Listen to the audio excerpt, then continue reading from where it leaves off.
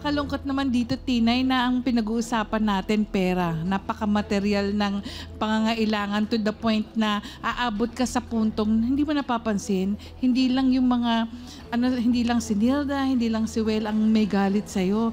Pati mga sawsawero umaabot sa punto na nakikita kung bakit, anong klaseng pagkakatao meron ka. Alam mo, para sa isang babae na ganito ang ginawa mo, di ba meron tayong kasabihan na hell hath no fury like a woman scorned. Ano ibig sabihin nun? Pag talaga isang babae ay nasaktan at kagaya ng ginawa mo na inagaw mo talaga, hindi mo maaalis na hindi magagalit sa'yo.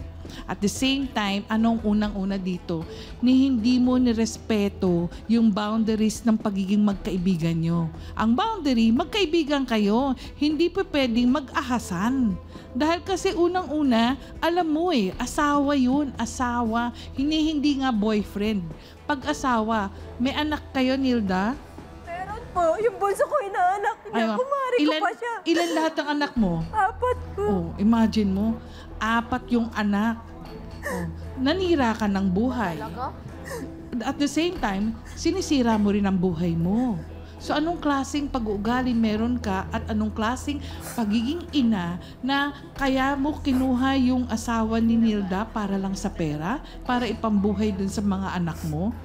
Di ba? Para kung ako yung anak mo, hindi ko kayang sikmurain na kainin yung galing na sa pangaagaw.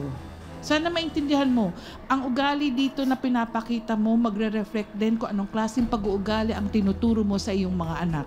So, bigyan mo ng pagkakataon na ayusin mo yung sarili mo dito dahil kasi napakapangit na may legal na basihan to. Siguro sa attorney may explain sa'yo mamaya. Napakapangit nung pangyayari na nang agaw ka ng asawa na talagang sana kung partner kaso this time asawa. So sana maintindihan mong maigi yung pag-uugaling mali na ginawa mo.